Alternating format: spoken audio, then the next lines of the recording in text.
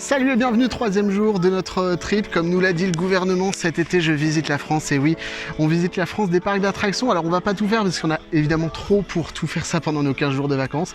Mais aujourd'hui on est au Mans et on continue notre trip en direction du sud de la France.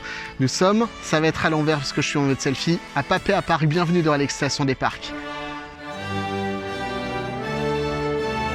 Départ imminent. 5, 4, 3.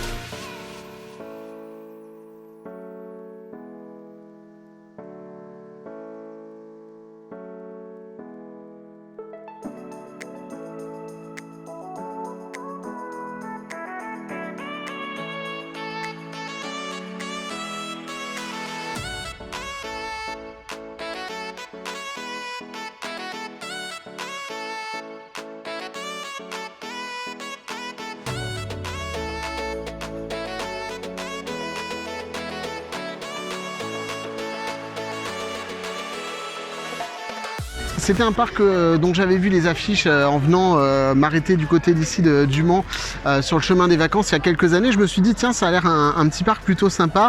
Le site internet donnait plutôt envie, donc voilà. On l'avait mis dans ce trip franco-français.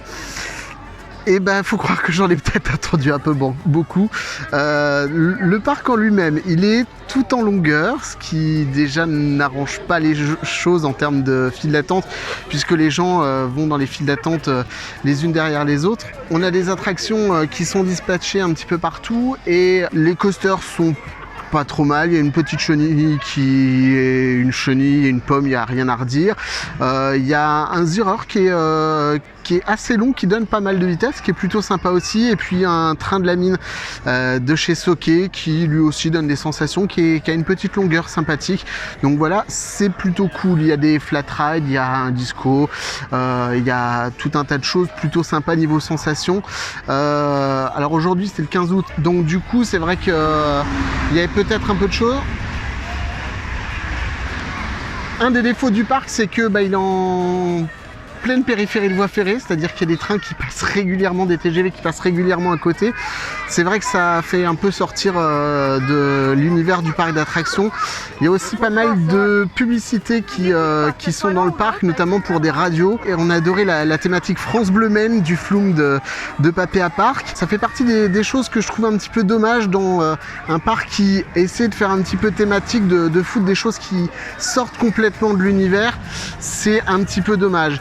Il est 13h à l'heure qu'il est quand j'enregistre cette vidéo. On a voulu essayer d'aller manger un bout tout à l'heure vers midi. Il y a une pizzeria.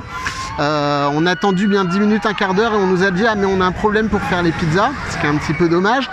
On est retourné là il y a 5 minutes. Il y avait beaucoup d'attentes.